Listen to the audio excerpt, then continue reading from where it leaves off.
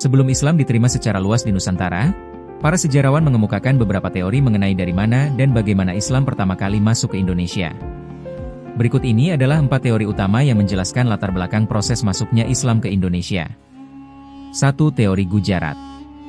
Tokoh yang mendukung teori ini adalah para ilmuwan Belanda seperti Pijnapel dan Snoeckhoorn-Gronje yang mengatakan bahwa Islam masuk ke Indonesia melalui pedagang Muslim dari Gujarat, India bagian barat, sekitar abad ke-13. Gujarat merupakan pusat perdagangan dan penyebaran Islam yang penting pada abad pertengahan.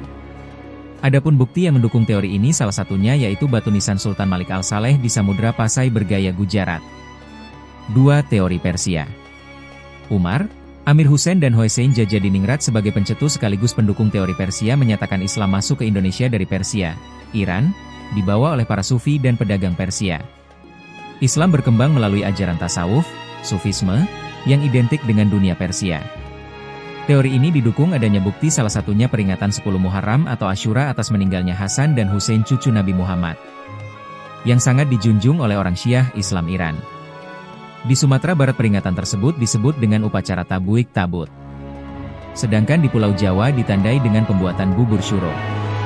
3. Teori Arab, Makkah.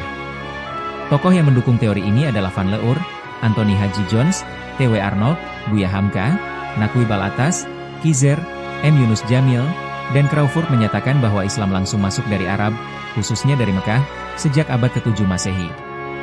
Pedagang Arab sudah melakukan pelayaran dan singgah di pelabuhan-pelabuhan Nusantara sejak awal perkembangan Islam. Hubungan antara dunia Arab dan Asia Tenggara sudah terjalin melalui jalur laut. Teori masuknya Islam di Indonesia ini didukung beberapa bukti, yaitu pada abad ke-7 tahun 674 di pantai barat Sumatera sudah terdapat perkampungan Islam, Arab, dengan pertimbangan bahwa pedagang Arab sudah mendirikan perkampungan di Kanton sejak abad ke-4. 4. Teori Cina. Teori Cina yang dicetuskan oleh Slamet Mulyana dan Sumanto Al-Qurtubi menyebutkan bahwa Islam masuk ke Indonesia karena dibawa komunitas Muslim di Cina yang aktif berdagang dan menjalin hubungan dengan Asia Tenggara. Tokoh terkenal seperti Laksamana Cheng Ho, Zheng He, berperan dalam memperkuat hubungan Islam dan budaya Cina di Indonesia. Teori ini didasari pada beberapa bukti yaitu: 1. Fakta. Adanya perpindahan orang-orang Muslim Cina dari Canton ke Asia Tenggara, khususnya Palembang pada abad ke-879 M. 2. Adanya masjid tua berarsitektur Cina di Jawa. Masuknya Islam ke Indonesia merupakan proses yang panjang dan damai, yang terjadi melalui jalur perdagangan, dakwah para ulama, pernikahan, hingga pendidikan dan kebudayaan.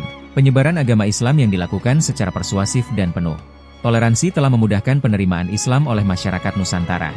Keberhasilan Islam mengakar kuat dalam kehidupan masyarakat Indonesia hingga kini menunjukkan bahwa proses Islamisasi berlangsung secara bertahap dan penuh kearifan lokal.